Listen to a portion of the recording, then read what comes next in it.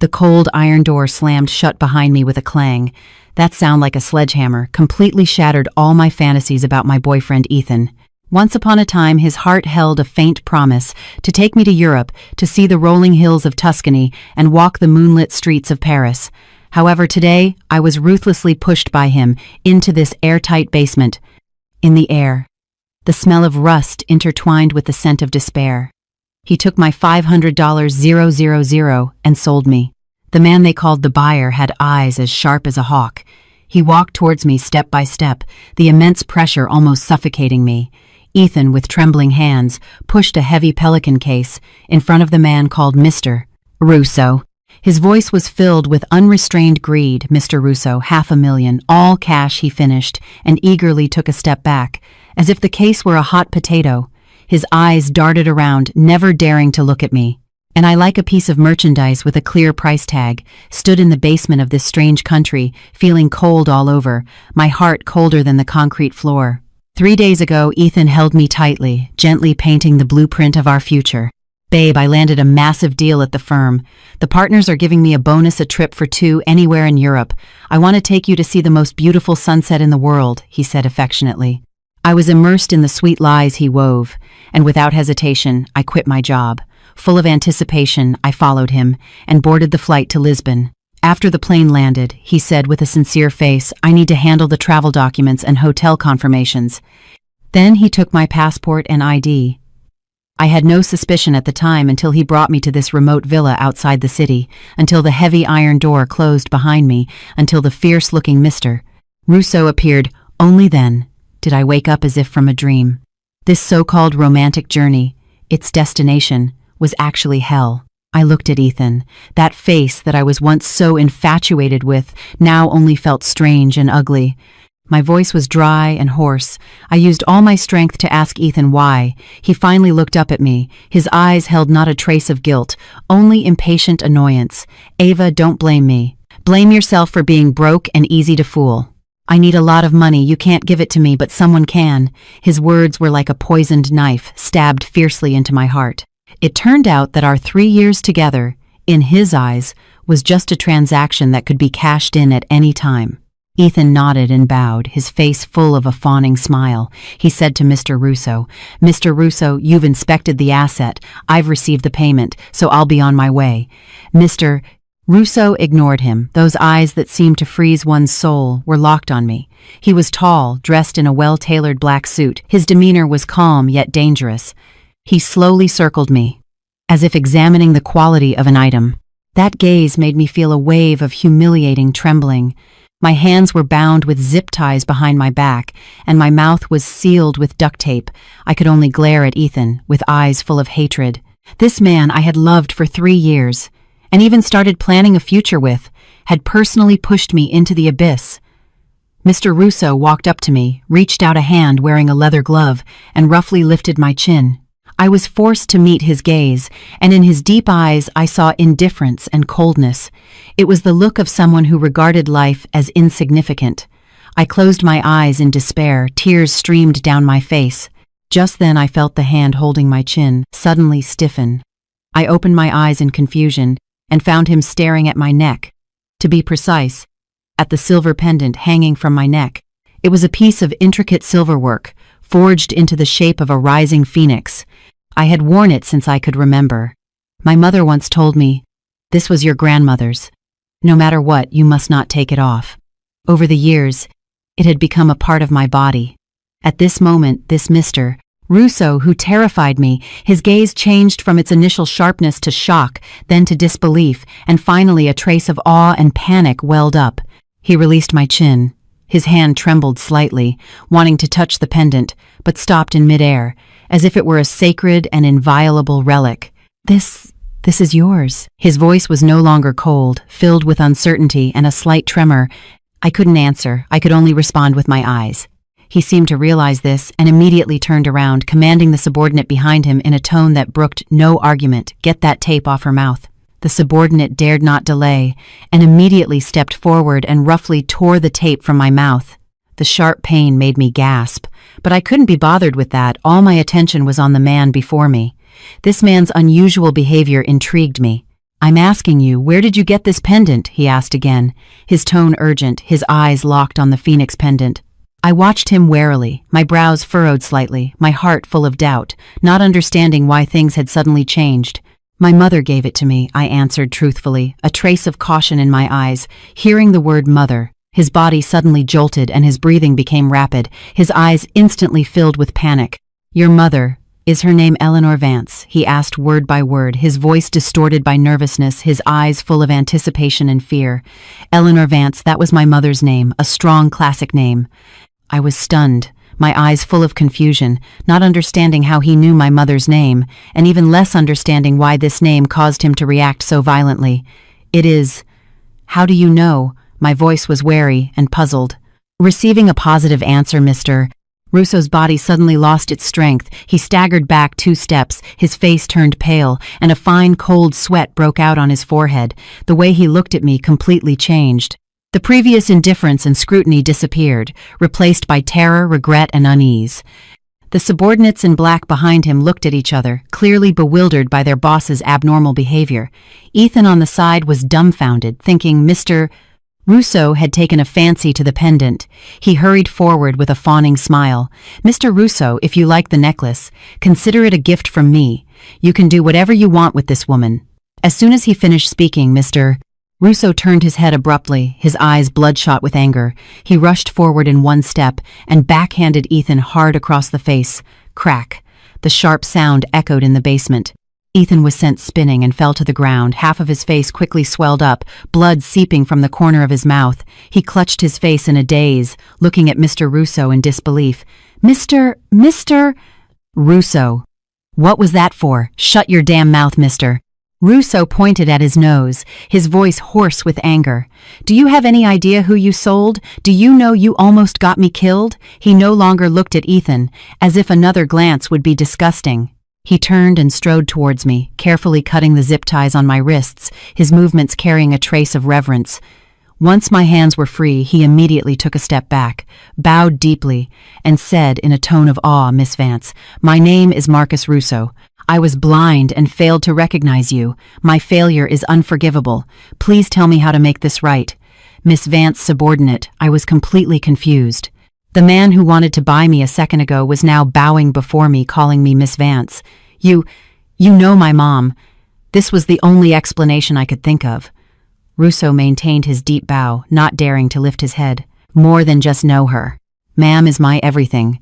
Without her, there would be no Marcus Russo today. Ma'am," he called my mother, ma'am. In my memory, my mother was an ordinary and strict single mother. She ran a small import-export business and raised me on her own. She was always busy and strict with me. Our relationship was distant. How could she be the ma'am in the mouth of a man like this? All of this was beyond my comprehension. I don't understand. My mother, Miss Vance, this is not the place to talk. Russo straightened up and made a respectful gesture of invitation. You've been through an ordeal. I will immediately arrange for you to rest in a secure location. As for this worthless piece of trash, his gaze shifted to the still dazed Ethan, his eyes once again turning cold and ruthless. Mr. Russo, no, sir, I was wrong. I really didn't know Ethan, realizing he had messed with the wrong person, scrambled to his knees at Russo's feet, clinging to his leg and begging, I didn't know her mother was Eleanor Vance Ava. Honey, please say something. Our 3 years together, you can't just watch me die. I looked at him coldly, my heart filled with disgust and ridicule. Do you know my mom? I asked again. Russo continued to bow his head slightly. Ma'am has shown me immense kindness. I owe my very life to her. The moment he thought of selling me for money, the seeds of hatred had taken root between us. Russo respectfully turned to me, his eyes lowered, his hands clasped in front of him, and asked softly, Miss Vance, how should we dispose of this individual? At that moment, a sense of power I had never felt before landed heavily in my hands. I looked at Ethan. He was a mess of tears and snot, his eyes filled with terror. I took a deep breath, trying to steady my trembling voice. I don't want to see him again.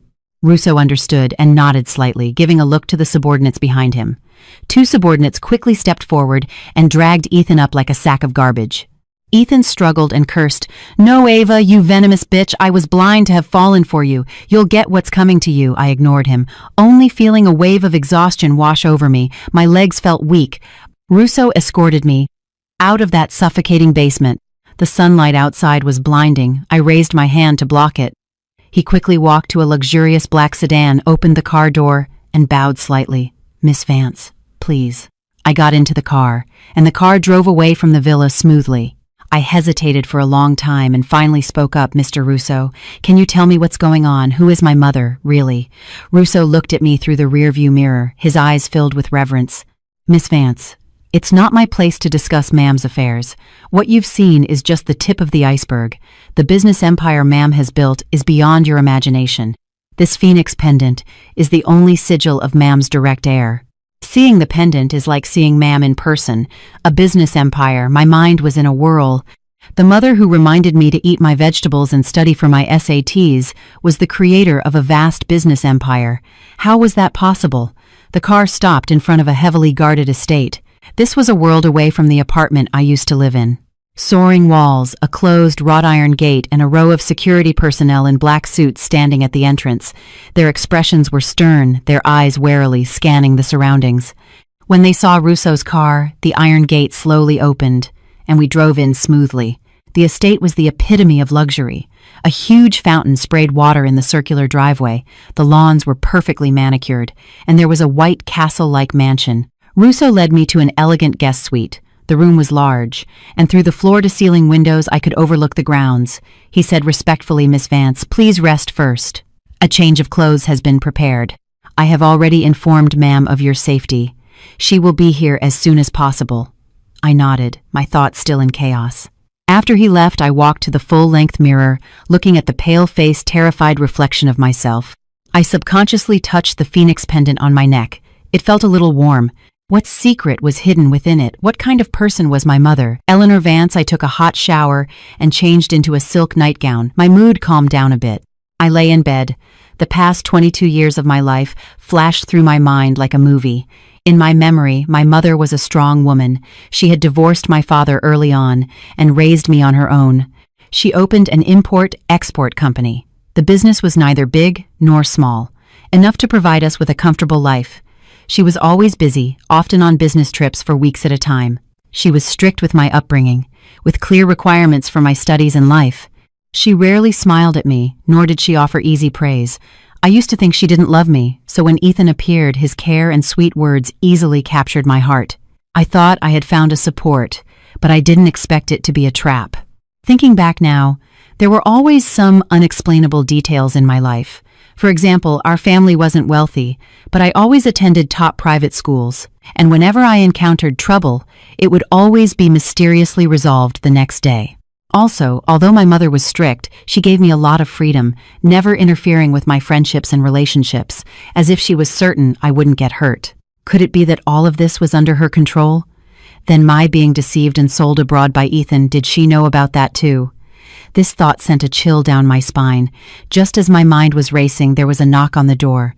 A maid came in and said respectfully, "Miss Vance, ma'am has arrived. Mr. Russo asks you to come to the study. He says there are some follow-up matters regarding Ethan that he needs to report to you." The name Ethan was like a sharp needle, stabbing my nerves again. I slowly put on a coat and followed the maid to the study. Russo stood in front of a huge mahogany desk. When he saw me come in, he immediately strode forward to greet me, "Miss Vance." He handed over a tablet. "This is the preliminary investigation result on Ethan Wright." I took the tablet, and Ethan's detailed information was displayed on the screen, far more detailed than what I knew. It turned out he was not a top university graduate. His degree from Columbia was forged.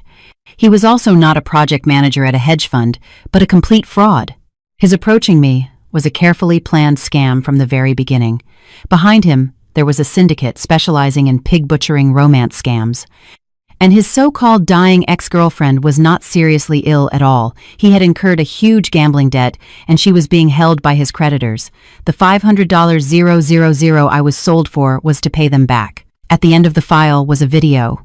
The background of the video looked like that cold basement. Ethan was tied to a chair, his face full of terror. He begged and pleaded and revealed everything. It turned out it was his creditor's idea to have him find a girl from a simple family and trick her into being sold abroad, and I became the perfect target.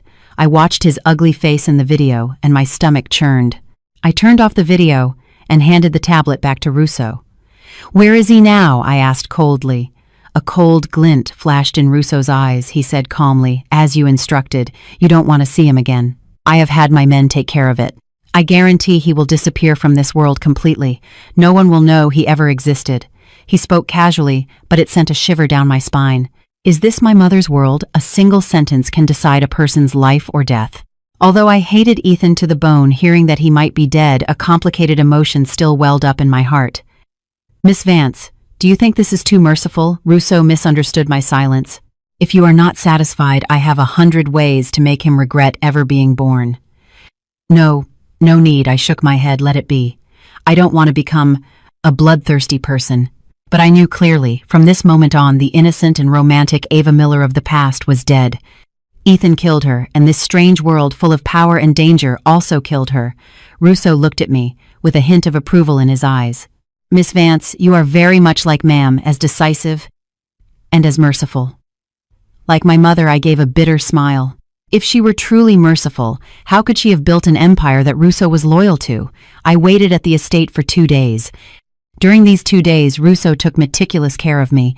My food, clothing, and accommodation were all of the highest standard. He thought to use this way to make up for his previous mistake. He also revealed some things about my mother in bits and pieces. It turned out my mother, Eleanor Vance, was not the owner of a small import-export company. Her true identity was the head of Vance Industries, a vast multinational conglomerate. The group's business spanned the globe, involving finance, technology, energy, and many other fields, many of which operated in the gray areas of the law. And Marcus Russo was the highest person in charge of the group's European operations. He said my mother had built her empire from scratch in her youth. The process was bloody and full of storms, and she had made countless enemies. Therefore, she had taken strict protective measures. For me, her only daughter, "Ma'am always hoped that you could live a simple and happy life like an ordinary girl, away from disputes and dangers," Russo sighed. "So she hid everything and deliberately distanced herself from you for fear that you would have any connection with this world. I didn't expect you to still get hurt." His words solved the mystery that had been in my heart for years. I always thought my mother didn't love me. It turned out she was protecting me in a way I didn't understand. My heart was filled with mixed feelings. There was gratitude, sorrow, and also resentment. Why didn't she tell me sooner? If I had known earlier, perhaps I wouldn't have been deceived by Ethan's facade. On the afternoon of the 3rd day, a huge roar came from the sky above the estate. I walked to the floor-to-ceiling window and saw a black helicopter slowly landing on the central helipad of the estate. Russo's expression turned serious. He said to me, "Miss Vance, it's Ma'am." My heart leaped into my throat. I didn't know what kind of mood. To have to face this mother who was both familiar and strange, nervousness, anticipation, and a trace of indescribable fear intertwined in my heart. The helicopter's propeller slowed, whipping up a huge airflow. The grass clippings on the lawn were blown everywhere. The cabin door opened, and a figure in a black trench coat slowly walked down from the plane. She wore large sunglasses, covering half of her face. Even from a distance, that powerful aura made me feel a sense of suffocation. She didn't come alone. Behind her were 2 rows of bodyguards in black suits. Their presence was intimidating. She took off her sunglasses, and the face I had been familiar with for 22 years was revealed. Still beautiful and cold, but at this moment there was no expression on her face. Her eyes were as sharp as a knife, as if they could pierce a person's heart. This was my mother, Eleanor Vance. She was no longer the ordinary mother in my memory who would cook for me and scold me for a bad grade. She was like a queen who had descended upon the world. Every step was steady and powerful. Everyone bowed their heads to her, and Russo was no exception. She walked up to Russo and paused for a moment, giving him a cold glance. Just that one glance made Russo, who held sway in the European underworld, instantly break out in a cold sweat, and his bow became even lower. "Ma'am, Russo stammered. "Dereliction of duty." Eleanor uttered 3 words. Her voice was not loud, but it carried the weight of 1,000 pounds. Russo's body trembled, and he dared not say another word. Then her gaze turned to me. That scrutinizing and strange look made me feel like a prisoner awaiting their verdict. "Follow me." She dropped those words and walked straight towards the main house. I hesitated for a moment, but still followed. We walked one after the other down the long corridor. Neither of us spoke. The atmosphere was so oppressive it was suffocating. She led me to the study, the same one where Russo had reported to me before.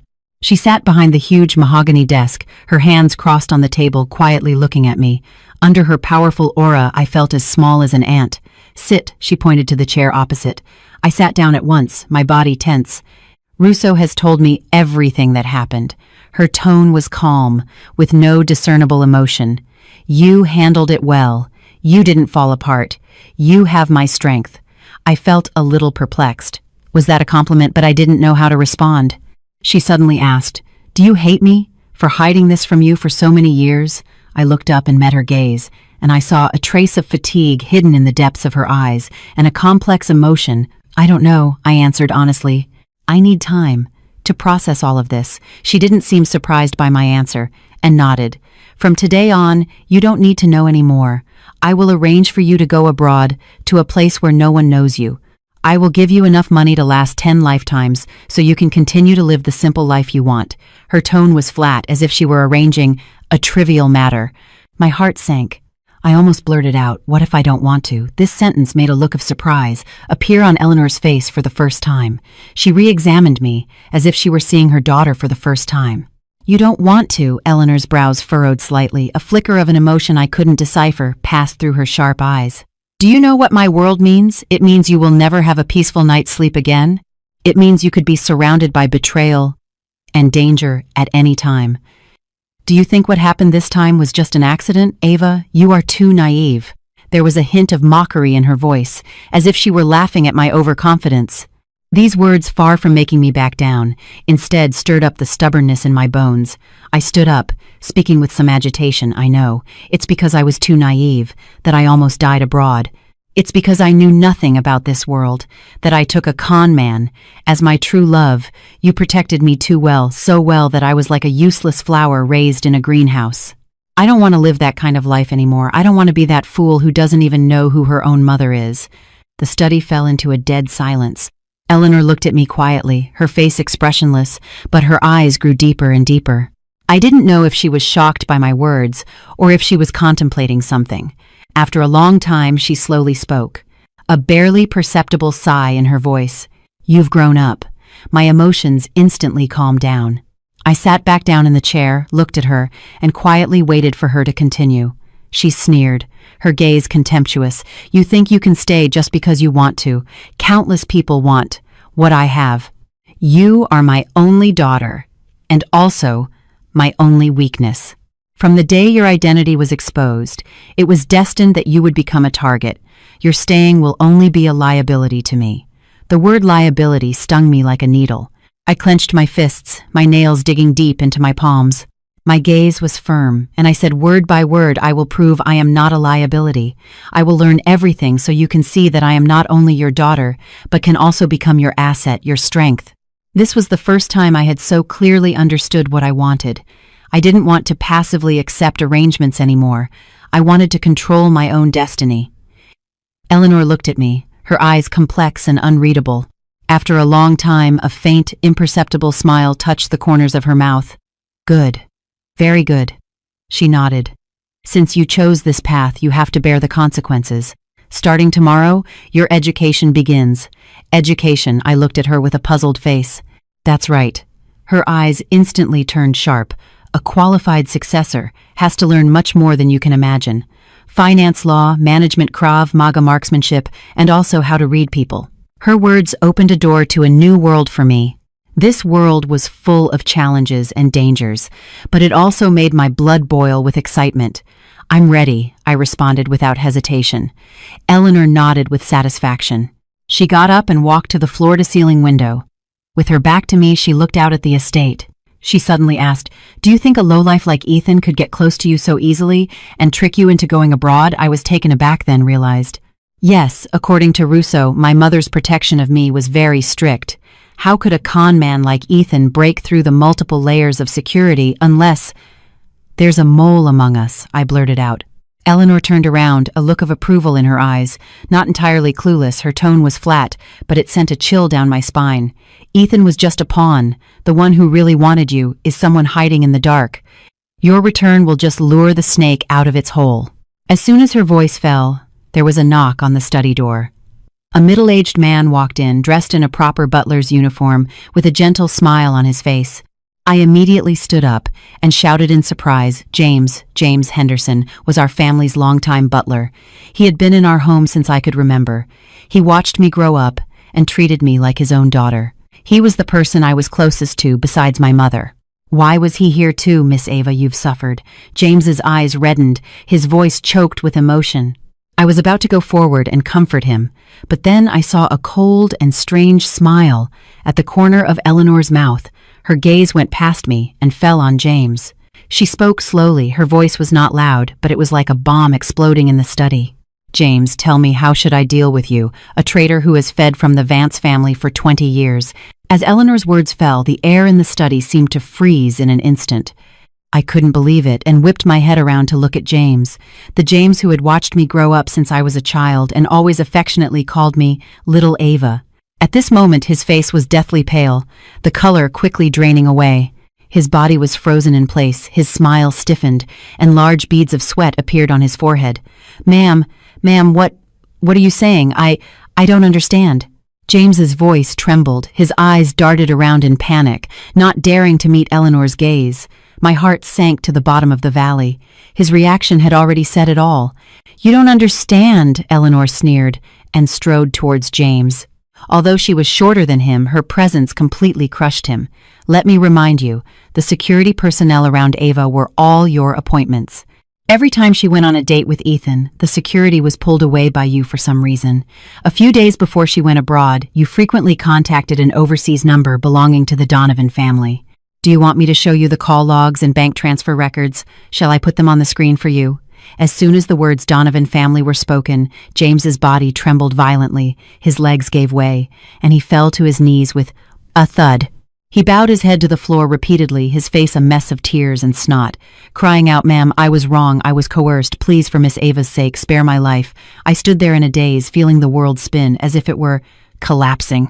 Ethan's betrayal had shown me the hypocrisy of love, and James's betrayal completely overturned the 20 years of genuine affection I had known. He was the elder I trusted the most. I had always respected him. I couldn't accept that the James who had once snuck me cookies and comforted me when my mother scolded me had turned out to be the mole who wanted me dead. My voice trembled with emotion. I stepped forward and questioned him. "Why did you do this? My mother has treated you like family." James raised his face, which was covered in tears and fear, his eyes full of guilt and remorse. He cried, "Miss Ava, I'm sorry I've wronged you. It was the Donovans. They took my grandson, my only grandson. They forced me to do this. I really had no choice. The Donovan family again. This name was like a poisoned thorn, stabbed fiercely into my heart." Eleanor's voice was calm, as if she were interrogating a criminal who had nothing to do with her. "What did the Donovans offer you? That you would disregard 20 years of loyalty," James explained, sobbing. "They said as long as I cooperated and got Miss Ava abroad, creating the illusion of a disappearance, to make you lose your composure in a business deal, they would give me a large sum of money and send my grandson to a private school in Switzerland. They promised they wouldn't really hurt her." "Wouldn't really hurt?" I sneered. "Selling me to a place like that. Is that what you call not hurting? If it weren't for the phoenix pendant on my neck, if it weren't for the fact that Russo happened to recognize this sigil, what would have become of me? I dared not think." Eleanor coldly uttered one word, "Foolish." "Do you think the Donovans would keep their promise after they used you this pawn? They would have eliminated both you and your grandson. No loose ends." James's body stiffened, a look of despair on his face. Clearly he had never considered this possibility. I looked at James, who was kneeling on the ground, like a stray dog. The sympathy in my heart had disappeared. "Betrayal is betrayal," I sneered inwardly. "No reason can be an excuse."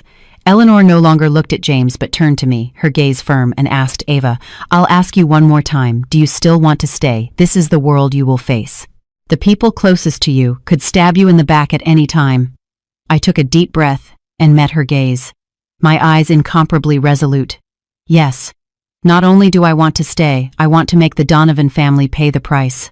Hearing my answer, a gratified smile appeared at the corners of Eleanor's mouth. "Good," she nodded lightly. Then she instructed the bodyguards at the door, "Take him away and deal with him according to the rules.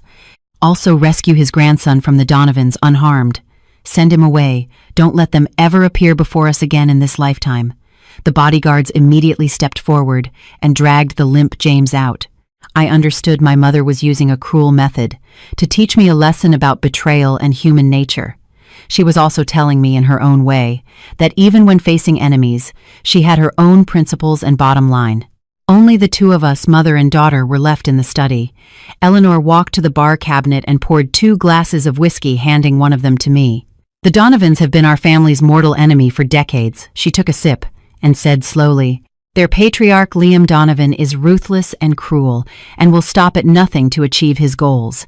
We have been fighting openly and secretly for years, with both wins and losses. I have always protected you well, so he couldn't find an opportunity to strike. I never expected that after all the precautions. The enemy was inside the house. There was a hint of weariness in her tone. I could feel that James's betrayal had hit her hard. Why are they targeting me? I couldn't help but ask. Because you were once my weakness, Eleanor looked at me, her eyes complex. They thought that by controlling you, they could threaten me and gain an advantage in our business competition. Unfortunately, they miscalculated. She paused, then continued. They didn't know that forcing you out would awaken a sleeping lioness ahead of schedule. From that day on, my education officially began. My life was scheduled to the minute. Every second was precisely utilized. At 6 a.m., I began 2 hours of high-intensity physical and combat training. My instructor was a taciturn former Special Forces operator. His training methods were simple and brutal. Every move was a fatal blow. After the first day of training, my whole body ached, as if it were about to fall apart. I didn't even have the strength to lift my hand. But I gritted my teeth and didn't make a sound. The morning was for 4 hours of business classes. Eleanor had hired the world's top financial analysts, lawyers, and corporate management consultants to teach me in rotation. They broke down and explained the decades-long development history of Vance Industries and countless classic business cases. A flood of information poured into my brain, making me dizzy. It was only then that I understood that the business empire my mother spoke of was so vast and complex. The afternoon was for learning skills such as marksmanship, defensive driving, and intelligence analysis. In the evening, Eleanor would personally check my learning progress for the day and would also ask all sorts of tricky questions. She was a stricter examiner than any teacher, and no detail could escape her eyes. Days passed one by one, and I, like a sponge, frantically absorbed knowledge that I had never been exposed to. In the past 22 years, the physical fatigue and mental stress were immense, but I felt an unprecedented sense of fulfillment. I could clearly feel myself growing and transforming at a rapid pace. The once naive and weak Ava Miller was being replaced by a stronger, more resilient soul. That evening, after I finished my classes, I dragged my exhausted body back to my room. Just as I was about to rest, Russo suddenly knocked on my door. "Miss Vance." His expression was solemn. "There's movement from the Donovans." My heart tightened. "What did they do?" "They seem to have found out about James's disappearance, and also guessed that you have returned safely. This afternoon we detected an unusually large-scale movement of the Donovan family's funds. At the same time, several of their security firms have also begun to frequently gather manpower." Russo handed me a file. "According to intelligence analysis, they are very likely planning a major operation, and the target is very likely to be you." I took the file and quickly scanned it.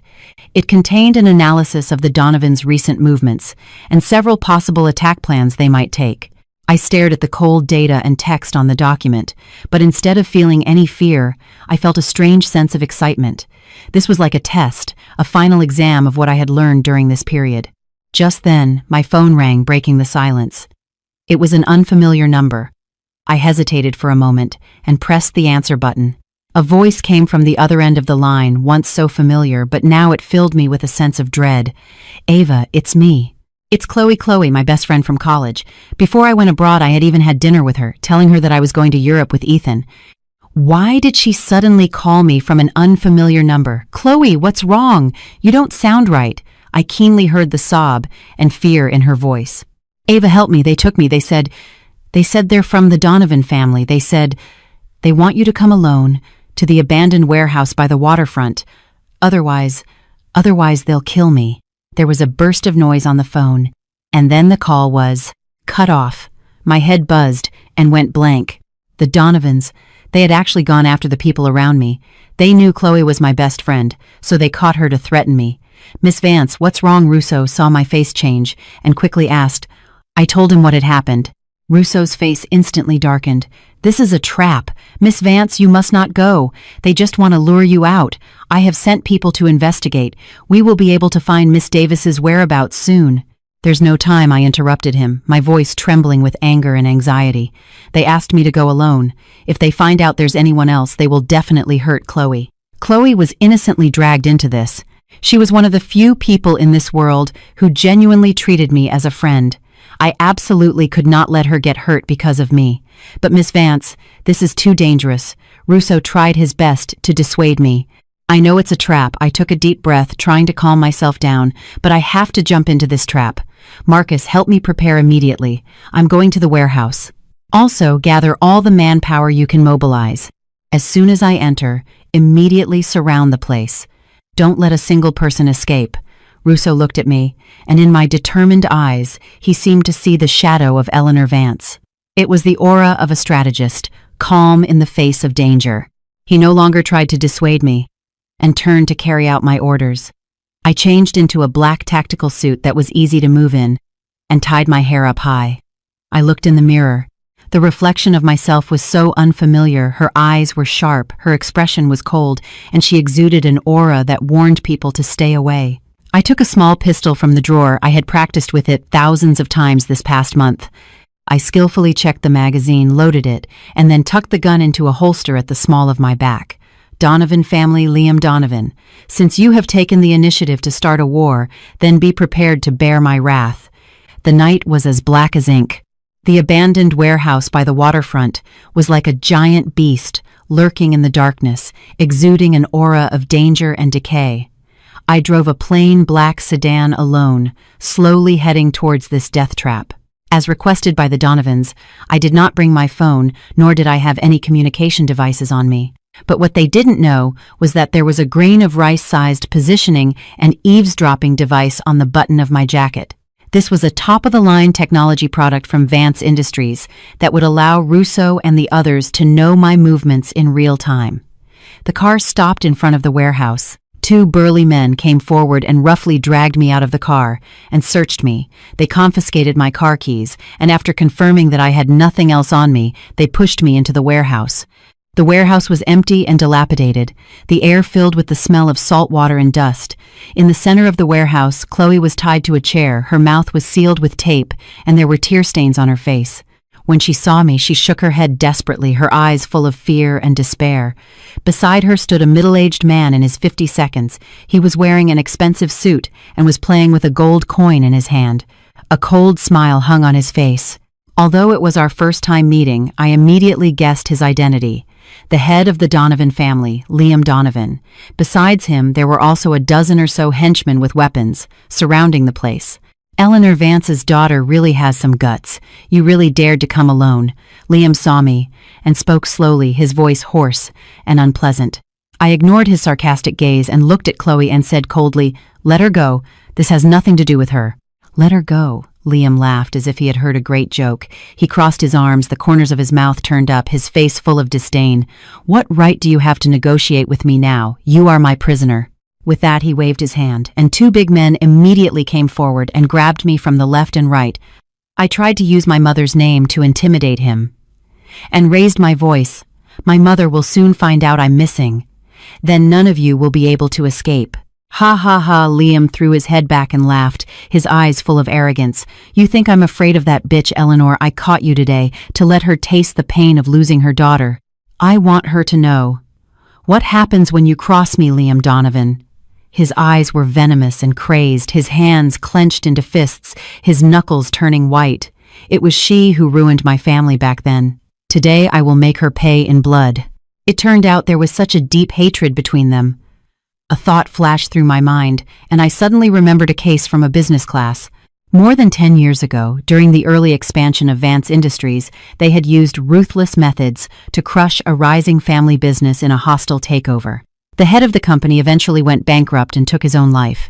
Could that family be the Donovans?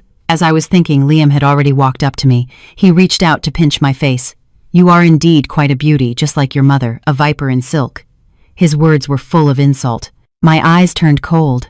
Just as his hand was about to touch me, I suddenly turned sideways and slammed my elbow into the ribs of the man behind me. The man grunted in pain, and the grip on his hand loosened. I seized the opportunity, ducked my body, and broke free from the other man's restraint, and smoothly drew the pistol from my back. The movements were as fluid as water and as fast as lightning. By the time they reacted, the dark muzzle of the gun was already pressed against Liam Donovan's temple. I shouted, "Nobody move, or I'll shoot him." The surrounding thugs were stunned, not expecting this seemingly weak girl to be carrying a gun and to be so skilled. They all raised their weapons and pointed them at me, but they were afraid of hitting their boss and didn't dare to act rashly. Liam's face changed, clearly not expecting this turn of events. But he quickly calmed down, spread his hands, and said provocatively, "Little girl, you think you can walk out of here with just a gun? Go ahead and shoot. Even if you shoot me, you won't leave here alive." I held the gun steady, my voice firm. "I don't know if I'll live or not, but I know that before I die, you will definitely be going down with me." The training I had undergone had made my mental fortitude incredibly strong. We were in a stalemate. The atmosphere was extremely tense. Liam gritted his teeth and asked, "What do you want?" I said coldly. "It's simple. Have them release my friend, prepare a car for us, and let us leave safely. Once we're clear, I'll let you go." Liam roared, "In your dreams." At that moment, the sound of multiple car engines and screeching brakes came from outside the warehouse. Immediately after, the warehouse's doors and windows were illuminated by tactical flashlights. Russo's voice came through a megaphone ringing out over the area. "Listen up, everyone inside. You are surrounded. Drop your weapons immediately and release the hostage. This is your only warning." Liam's face instantly turned ashen. He knew he had been tricked. You actually called for backup." Liam looked at me in disbelief, his eyes wide with anger, almost spitting fire. He probably never dreamed that I would be capable of orchestrating this. I looked at him coldly, a mocking smile playing on my lips. "The people outside are my mother's people." "Liam, did you think you were the only one who could set a trap?" Liam's face turned from green to white. He knew he was completely finished today. His carefully planned kidnapping, which was intended to break Eleanor Vance's psychological defense, had instead become the battle that made a name for me. Outside the warehouse, Russo's men began their assault. The sound of flashbangs and ramming doors was incessant. Liam's men were in disarray, their morale collapsing. They were just a disorganized mob to begin with, and they were no match for the well-equipped and well-trained security forces of Vance Industries. I pressed the gun to Liam's head and said word by word, "Liam, you have already lost. Tell your men to release my friend, otherwise we all die together today." I glared at him, pressing the gun against Liam's temple, my finger tight on the trigger, my breathing growing heavier, my knuckles turning white. Under the threat of death, the madness in Liam's eyes gradually faded, replaced by a trace of fear. No matter how ruthless he was still a person who was afraid of death. Let her go. He managed to squeeze out a few words from between his teeth, his voice trembling slightly. His men didn't dare to delay and immediately went forward and untied the ropes on Chloe and tore the tape from her mouth. "Ava." As soon as Chloe was free, she ran towards me crying. Her steps were staggering, her body still trembling. I protected her with one hand, my other hand still holding the gun tightly against Liam's head. "Don't be afraid, I'll get you out," I comforted her softly, my voice calm and firm. Just then, with a loud bang, the warehouse's main gate was rammed open by an armored truck. Russo led a team of fully armed men and rushed in. Seeing the scene inside the warehouse, everyone was stunned. They probably didn't expect that I would have single-handedly taken control of the entire situation. After a brief moment of shock, Russo immediately reacted. "Secure the scene." At his command, his men moved quickly and subdued Liam's men one by one. Liam watched as his men were taken down, a look of complete despair on his face. He knew the Donovan family was finished. I held Liam at gunpoint, and with Chloe I walked out step by step. Every step was incredibly steady. The city lights shone on me again, but I felt like I had just walked through hell and been reborn. Rousseau walked up to me, his eyes filled with admiration and relief. "Miss Vance, are you all right?" he asked with concern. I shook my head and handed him the gun. "Take care of it."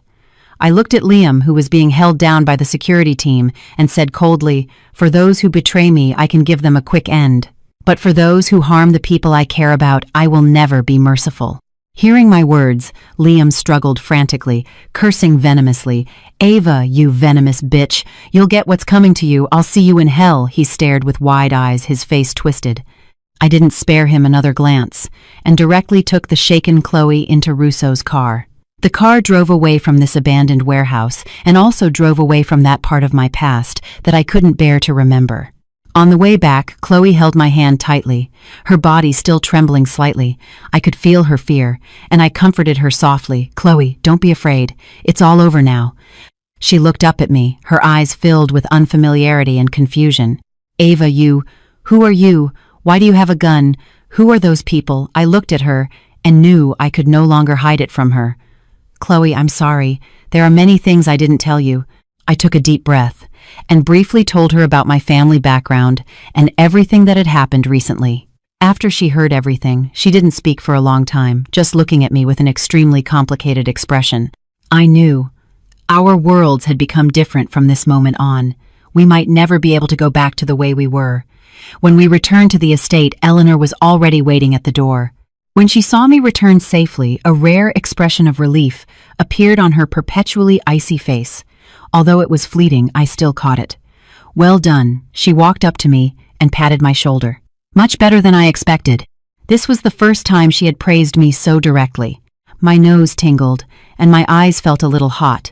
The grievances, pressure, and fear of this period seemed to have found a release at this moment, but I held back. I didn't want to show any weakness in front of her again. "I told you I wouldn't be a liability," I looked at her and said solemnly. She looked at me, a gratified light shining in her eyes. The two of us, mother and daughter, after experiencing this life-and-death ordeal, the barrier between our hearts seemed to be slowly melting away. The downfall of the Donovan family was even swifter than I had anticipated. The day after I returned from the warehouse, Vance Industries launched an all-out devastating attack on all of the Donovan family's overt and covert businesses. In the financial market, the Donovan stocks plummeted as soon as the market opened, and countless retail investors and institutions frantically sold off their shares. In business, all of the Donovan family's partners announced the termination of their cooperation overnight, and their businesses that operated in the gray areas were uprooted by a mysterious force. In just 3 short days, the once dominant Donovan family declared bankruptcy and completely withdrew from the stage of history. And Liam Donovan, along with his core subordinates, also disappeared from this world forever. This was the power of Eleanor Vance Thunderous, and leaving no loose ends. After this storm, my life also underwent a tremendous change. Eleanor no longer treated me as a greenhouse flower that needed protection, but began to truly cultivate me as her successor. She started taking me to high-level board meetings and let me participate in core project decisions. "Look here," she taught me personally, her finger lightly touching a data report. "When analyzing financials, you must grasp the key performance indicators," she said, circling the key points with a pen. When facing cunning business magnates, she patiently taught me, "During negotiations, your gaze must be firm and your tone must be calm." She demonstrated with a sharp gaze and a voice that was neither servile nor overbearing. Balancing the interests of all parties is like walking a tightrope. You must have perfect control. Her expression was serious, her hands making a balancing motion. I was like refined iron thrown into a furnace, forged by her 1,000 times, becoming increasingly tough and sharp. I was no longer the love-struck fool deceived by a man's sweet words, nor was I the weak girl who panicked in the face of danger. I learned to think calmly and solve problems decisively. My gaze also became more and more like hers, calm and sharp, exuding a power that brooked no challenge. My relationship with Chloe had a subtle change. After the kidnapping, her eyes held both gratitude and awe when she looked at me. An insurmountable distance had grown between us. Eleanor gave her a large sum of money and said, "Go abroad, start a new life." Chloe's eyes reddened, and she nodded silently. I understood that this was the best protection for her, and also the best ending for our friendship. We might not be able to talk about everything like we used to, but I will cherish this friendship. A year later, at the Vance Industries annual shareholders meeting, Eleanor stood on the stage, her gaze sweeping across the audience, and solemnly announced, "I declare Ava Vance will be the sole heir to the corporation and will serve as Executive Vice President from this day forward." I walked onto the podium. Thousands of pairs of eyes in the audience were fixed on me, but I felt no trace of nervousness. I looked at my mother in the front row. She was looking at me with a proud and gratified gaze. We smiled at each other. No words were needed. I picked up the microphone. My voice was steady and powerful. "I will guard this empire with my mother. From this moment on, I will fight alongside my mother to protect the empire she built. My story has just begun. That man named Ethan has been forgotten in a corner of my memory. He was just a stepping stone on my path to becoming stronger. The phoenix pendant on my neck was warm against my skin. It was not just a relic from my grandmother. It witnessed my rebirth and reminded me of the responsibility I shouldered and the queen's path I had to walk.